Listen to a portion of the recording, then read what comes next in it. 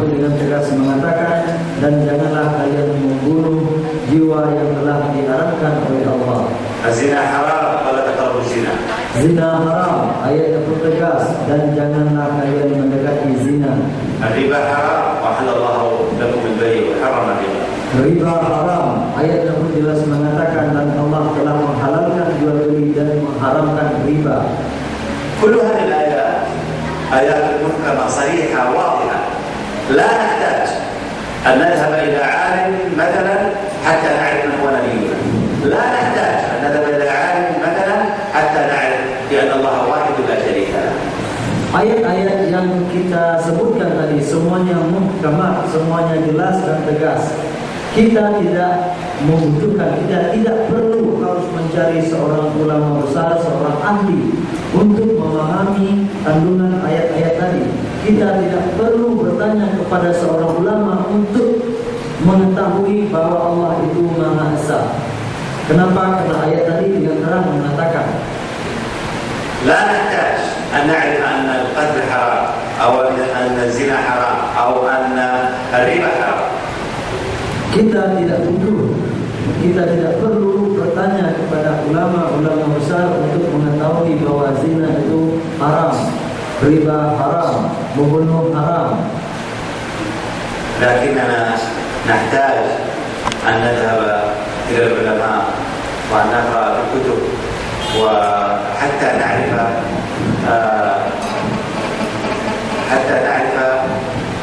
أدلة إثبات الشيعة لأهم ركن ولأهم أصل في دينه وهي الإمامة.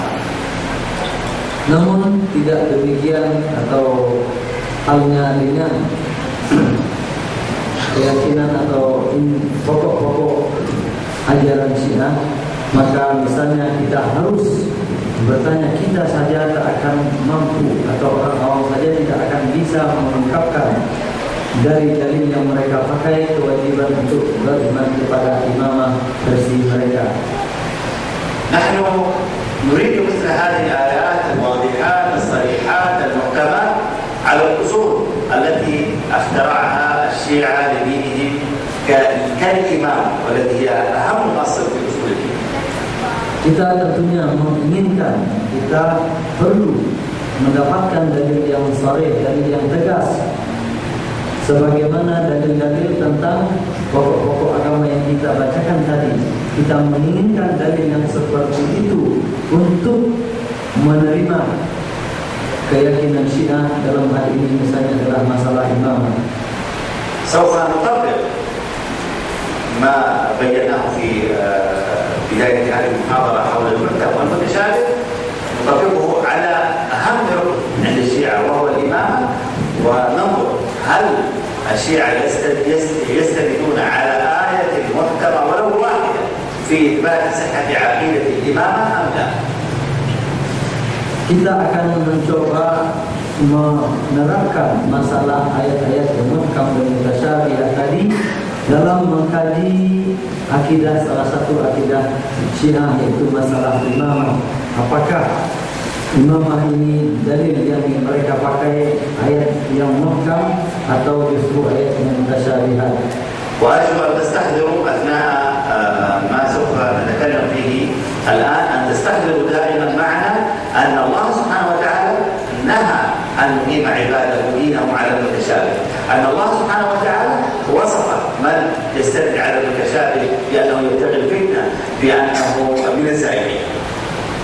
Sebelumnya saya ingin kita semua terus memperhatikan, mengingat bahwa Allah Subhanahu wa taala pertama melarang kita untuk berdalil dengan ayat-ayat yang mutasyabihat dalam masalah-masalah pokok, dalam masalah-masalah inti agama kita. Kemudian Allah mengatakan orang-orang yang mengikuti ayat mutasyabihat tadi, mencari ayat mutasyabihat, maka mereka sesungguhnya hendak menimbulkan fitnah. Allah juga mengatakan mereka telah menyimpang. فالشيعة يستدلون على إثبات صحة أهم أصل في أصول دينه، والذي اعتبر من لا يؤمن بهذا الأصل الذي هو الإمامة كافر خالد مخلد في نار جهنم. Pengikut Syiah juga berdalil, memiliki dalil untuk membangun keyakinan mereka yang paling utama, yaitu akidah yang paling mendasar dalam agama Syiah, yaitu masalah imamah. Di mana masalah imamah ini orang-orang yang tidak beriman dengan imamah dianggap kafir dan kekal dalam neraka dalam ajaran Syiah.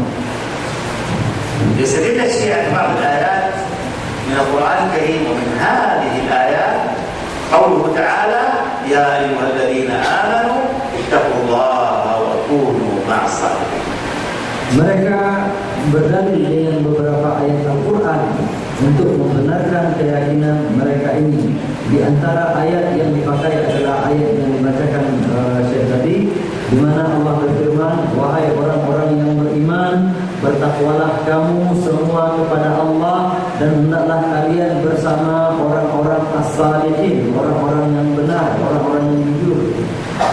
لا شك أنكم سوف تتعجب لأن الآية مطلوب الآية أو مفهوم الآية لا يؤدي إلى الإمامة، وبينما أنا ذكرت أن هذا يعتبر من أدلة الشيعة على أصل في أصولهم وهو الإمام.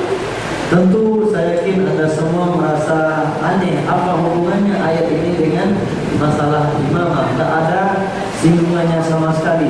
Padahal sebagaimana yang kita sebutkan tadi, pengikut Syiah menjadikan ini sebagai satu landasan untuk membangun keyakinan imamah, dan keyakinan imamah itu adalah pokok terpenting dalam ajaran mereka. إن الشيعة زعموا أن المقصود بالصادقين في هذه الآية هو علي رضي الله عنه، ونحن نقول ما قال ذلك الله أنتم. Mereka mengatakan jadi yang dijadikan dalil adalah as-sadiqin.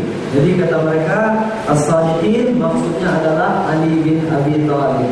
Tentu kita akan bertanya, siapa yang mengatakan hal itu? Siapa yang mengatakan bahwa as-sadiqin dalam ayat ini adalah Ali bin Abi Thalib? Apakah Allah yang mengatakannya atau hanya Anda saja wahai pengikut-pengikut Syiah? عندما فسر الشيعة هذه الآية بحسب شهواتهم وبحسب ما يتقون واستندوا إلى رواية أو إلى غير ذلك، نحن نسأل هل بذلك تكون هذه الآية محكمة أو متشابهة؟ Ketika mereka berdalil dengan ayat ini, kemudian untuk menjelaskan apa maksud sesungguhnya dari ayat ini, mereka pun mencari dalil-dalil yang lain dan riwayat-riwayat yang lain. Maka pertanyaannya berikutnya adalah, kalau begitu apakah ayat ini muhkam atau mutasyabihat dalam masalah ini? المحكم هو الواضح البين الذي لا يحتاج إلى شرح أو لا يحتاج إلى أن نبينه.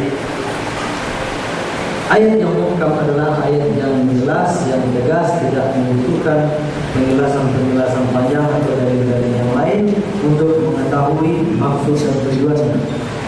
دعونا نفترض بصحة أن المقصود بالصادقين في هذه الآية هو علي رضي الله عنه. Taruhlah misalnya kita membenarkan penafsiran as-sadiqin adalah Ali bin Abi Thalib. إن كان المقصود بالصادقين هو علي رضي الله عنه، فكيف نفهم وأين دلالة هذه الآية والصادقين تحديدا على أنه هو الإمام؟ Namun dari mana kita tahu bahwa Ali bin Abi Thalib adalah imam? Mana bagian atau kata-kata dalam ayat tersebut yang menunjukkan beliau adalah imam atau pengganti setelah Rasulullah SAW? على أنه الحاكم بعد النبي صلى الله عليه وسلم. Jadi bahwa Ali bin Abi Thalib adalah pemimpin umat ini sepeninggal atau setelah wafatnya Rasulullah SAW. أين دلالتها على أن بعد علي رضي الله عنه 11 إماما معصوما. Dan mana pula dalam ayat tersebut kata-kata yang menunjukkan bahwa setelah Ali bin Abi Thalib terdapat 11 orang imam maksum yang akan menggantikannya silih berganti. عندما يشعر الشيعة أنهم في مأزق إذا سئلوا مثل هذه الأسئلة يستعينوا ويستحضروا آيات أخرى، وفي الحقيقة هذا وقعوا في مشكلة كبيرة، لأن الآية المحكمة لا تحتاج إلى غيرها ولا ترجع إلى غيرها.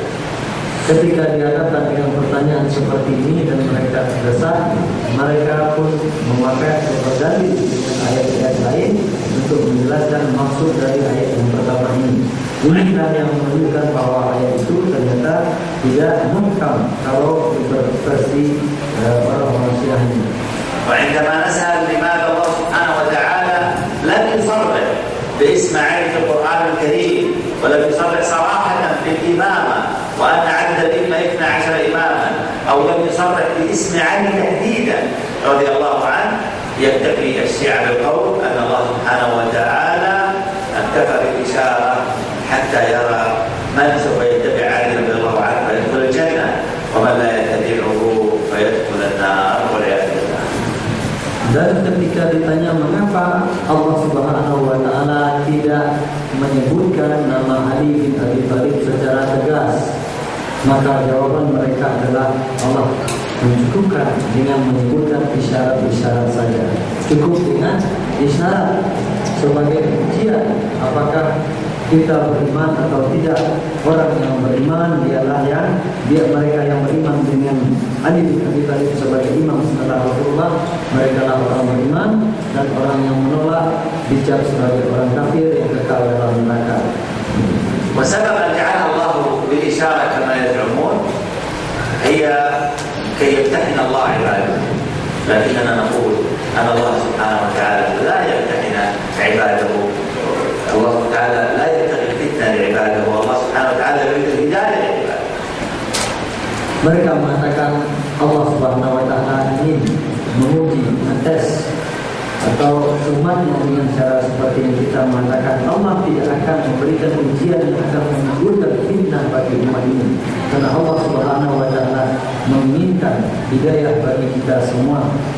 Allah Subhanahu wa taala la yaj'al usul dinahu غير واضحة لكي يمتحن عباده، فهذا يعني أن الله تعالى والعياذ بالله قد أضل الناس تعالى الله عن ذلك علوا كبيرا. Allah tidak akan menjadikan masalah usul ini tidak terang, tidak jelas, kemudian dijadikan bahan ujian bagi kita, bagi umat. Ini artinya mereka menuduh Allah Subhanahu wa taala telah menyesatkan kita semua karena memberikan rambu-rambu, tanda-tanda yang tidak jelas.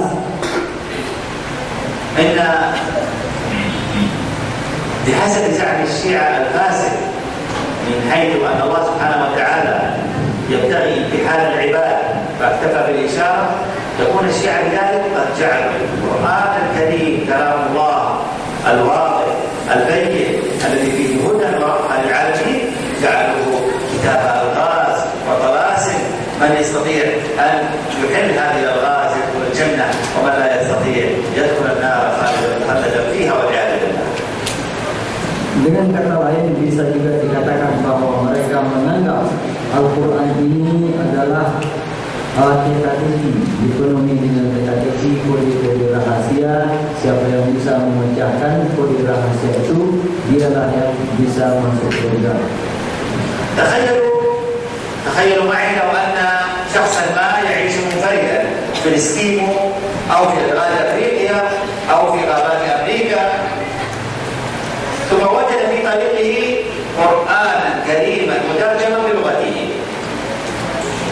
Mari kita bayangkan sejenak seandainya ada seseorang yang tinggal di kutub utara atau ada orang Eskimo, kemudian juga orang misalnya dia tinggal di pedalaman Afrika atau di hutan Amerika sana, mereka tidak pernah mengenal Islam sebelumnya. Kemudian tiba-tiba orang ini menemukan Al-Quran yang sudah diterjemahkan ke dalam bahasa yang dipahaminya. فقرأ القرآن الكريم كاملا، وبعد أن قرأ القرآن اطمأن للقرآن الكريم فآمن بالقرآن ورب القرآن. Kemudian dia membaca Al-Quran dari awal sampai akhir, mempelajarinya, mendalaminya, sampai akhirnya dia beriman dengan Al-Quran, beriman kepada Allah, dan tentunya masuk Islam. فهل سوف يخرج بعد قراءته للقرآن الكريم بأن الإمام الحاكم المعصوم بعد النبي صلى الله عليه وسلم هو علي رضي الله عنه؟ Apakah setelah dia orang ini membaca Al-Quran yang dipahaminya itu, diterjemahkan dalam bahasanya, dia akan memahami bahwa imam setelah Rasulullah SAW adalah Ali bin Abi Thalib. هل سوف يخرج أن عدد الأئمة 12 إماما معصوما؟ Apakah dia dapat menyimpulkan setelah membaca Al-Quran tersebut bahwa setelah Ali bin Abi Thalib ada 11 imam maksum? هل سوف يخرج بروض الصحابة رضوان الله عليهم أجمعين؟ Apakah dia setelah membaca Al-Quran itu akan membenci para sahabat? هل سوف يخرج ببغض أمهات المؤمنين وعلى رأسهم عائشة رضي الله عنها؟ Apakah setelah membaca Al-Quran yang dipahaminya itu dia akan membenci Aisyah ummul mukminin radhiyallahu anha? ثم بعد أن آمن بالقرآن ورب القرآن توفي هذا الشخص الذي يعيش منفردا كما ذكرنا في الإسكيمو أو في أدغال أفريقيا. Kemudian setelah dia beriman, setelah dia percaya dengan Al-Quran ini, dia meninggal dunia. فهل سوف يكون مصيره نار جهنم خالدا فيها لأنه لم يؤمن بعلي إماما رضي الله عنه؟ Apakah orang ini harus masuk neraka karena tidak beriman, tidak menemukan dalam Al-Quran kewajiban beriman kepada imam bahwa Ali bin Abi Thalib adalah imam setelah Rasulullah SAW wafat? إن الشيعة يتفننون بعلم الكلام والمنطق ونحن كذلك نستطيع أن نتفنن بعلم الكلام والمنطق. Mereka pengikut Syiah berdalil dengan ilmu mantik, dengan ilmu logika. Kita pun dapat mematahkan mereka dengan ilmu logika tersebut. من خلال هذا المثال وكذلك من خلال أدلة القرآن الكريم وما ذكرناه حول المتشابه والمحكم يتبين لنا أن القرآن الكريم لا يضل للشيعة أصول دينهم. Dari semua apa yang telah kita jelaskan tadi, teranglah bagi kita semua bahwa Al-Quran tidak mendukung, tidak dapat dijadikan dalil atas keyakinan atau pokok-pokok ajaran Syiah. وإلا هل يعجز القرآن الكريم أن يثبت أصول الشيعة آيات واضحة صريحة محكمة؟ Apakah Al-Quran tidak mampu menyebutkan masalah pokok itu dengan satu ayat yang sharih, ayat yang jelas, ayat yang kuat, ayat yang muhkam? بحسب تعامل الشيعة مع القرآن الكريم واعتمادهم على المتشابه في إثبات أصول دينهم نستطيع أن نصحح دين المجوسية ودين النصرانية ودين اليهودية من القرآن الكريم كذلك.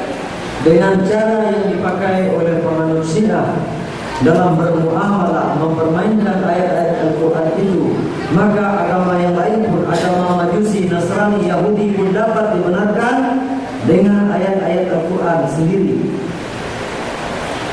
أثبت لكم الآن صحة دين النصرانية من صحة دين المجوسية من القرآن الكريم بحسب فهم الشيعة وتعاملهم مع القرآن الكريم. Mari kita lihat misalnya bagaimana dengan cara orang Syiah berdalil dengan Al-Quran, agama Majusi dapat dibenarkan. قال تعالى فاتقوا النار. في آية أخرى قال تعالى اتقوا الله. هنا سوف يفهم المجوسي أن النار هي الله وهذا مما يدل أن دينه صحيح والعياذ بالله. Misalnya mereka akan berdalil terdapat dalam Al-Quran ayat yang mengatakan maka takutlah kamu semua kepada api yang tersirat hasilnya adalah neraka. Kemudian ayat yang lain mengatakan bertakwalah atau takutlah kepada Allah. Jadi pertama diperintahkan takut kepada api, kemudian takut kepada Allah. Maka orang Majusi bisa saja memakai ayat ini berarti Allah sama dengan api berbeda-beda. قال تعالى بورك من في النار ومن حولها. هنا سوف يفهم المجوسي أنه مبارك بنص الآية أنه مبارك وأن كل من حول النار مبارك. Kemudian juga dalam ayat lain dikatakan dan diberkahilah siapa yang ada di api tersebut dan siapa yang ada di sekitarnya. Maka orang-orang Majusi yang menyembah api itu pun akan mengatakan berarti kami diberkahi. Api diberkahi dan siapa yang berada di sekitarnya juga diberkahi. قال تعالى وما جعلنا أصحاب النار إلا ملائكة. هنا سوف يفهم المجوسي أنها دلالة، سوف يفهم من هذه الآية أنها دلالة على عظمة النار. Kemudian juga dalam ayat lain Allah mengatakan dan tidaklah kami kami jadikan penjaga api. Artinya sebenarnya adalah api neraka, tapi bisa saja diterjemahkan penjaga api. Tidaklah kami jadikan para penjaga api itu melainkan para malaikat. Nah, orang manusia bisa menerjemahkan seperti itu dan mengatakan api itu ternyata dimuliakan Allah, sehingga Allah menjadikan para malaikat sebagai penjaganya. بكل سهولة استطعنا أن نصحح رتبة الدين المجوسية بحسب فهم الشيعة للقرآن الكريم. Artinya dengan mudah orang dapat membenarkan agama Majusi kalau metode berdalil dengan ayat Al-Quran yang dipakai adalah metode yang dipakai oleh orang Majusi. وبالمتشابه كذلك نستطيع أن نصحح لكم دين النصراني. Demikian juga dengan agama Nasrani bisa saja dibenarkan orang dengan cara itu. قال تعالى وهو الذي في السماء إله وفي الأرض إله. إذن هناك أكثر من إله. Misalnya dalam ayat yang dikatakan dan dialah yang di langit adalah Tuhan. Kemudian secara bahasa juga bisa diterjemahkan begini, dan dialah yang di langit adalah Tuhan dan di bumi adalah ada Tuhan, dan di bumi ada Tuhan. Jadi dengan terjemahan seperti itu orang akan mengatakan berarti Tuhan itu lebih dari satu.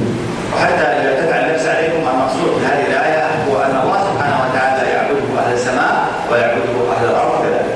Jadi supaya tidak lanjut dalam kita memahami maksud yang sesungguhnya dari ayat tadi adalah dialah Tuhan, artinya dialah yang disembah oleh makhluk langit dan yang disembah oleh makhluk bumi. وبالمتشابه كذلك نستطيع أن نصحح لكم دين اليهودية. Demikian juga dengan agama Yahudi bisa saja dibenar-benarkan orang. قال تعالى يا بني إسرائيل اذكروا نعمتي التي أنعمت عليكم وأني فضلتكم على العالم. Allah berfirman, wahai Bani Israel, ingatlah nikmat-nikmat yang telah aku limpahkan kepada kalian, dan ingatlah tatkala aku lebihkan kalian, aku utamakan kalian daripada seluruh manusia yang lain. وقال تعالى ادخلوا الأرض المقدسة التي كتب الله لكم. Kemudian Allah juga berfirman, dan masuklah ke tanah suci yang telah ditetapkan untuk kalian. المخاطب في هذه الآية الأخيرة أيضا حتى أتكلمت عليكم هو نبي الله موسى عليه السلام ومن آمن معه من المسلمين. Jadi maksud dari ayat yang kita bacakan terakhir itu adalah perintahnya bukan untuk seluruh Bani Israel, tapi khusus bagi Nabi Musa dan pengikutnya pada saat itu. إذا بالمتشابه استطعتم أن أوصلكم إلى صحة دين المجوسية، دين النصرانية ودين اليهودية من القرآن الكريم. Intinya adalah dengan cara menafsirkan ayat-ayat Al-Quran secara mutasyabih tadi, maka agama Majusi, Nasrani, Yahudi pun bisa dibenarkan. قبل 20 عاما تقريبا أصدرت الكنيسة المصرية بيانا موجها للأزهر ولعموم المسلمين ادعت فيه بصحة دينهم واستدلوا بذلك بآية من القرآن الكريم. Sekitar 20 tahun yang lalu gereja Mesir mengajukan tuntutan kepada Al-Azhar, kemudian juga kepada kaum muslim secara umum, agar umat Islam mengakui kebenaran agama mereka. Mereka berdalil dengan ayat Al-Quran berikut ini.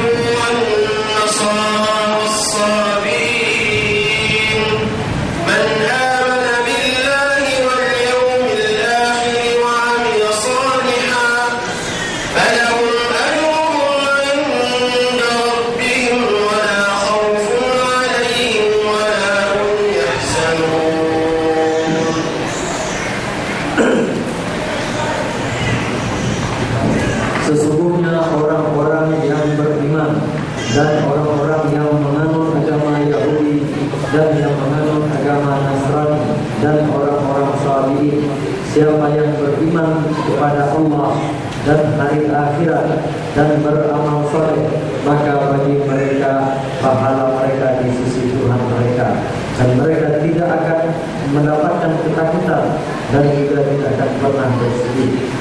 فزعموا في بيانهم أن الآية لم تشترط الإيمان بنبي الإسلام فقالوا لماذا إذا تعتبروننا كفار.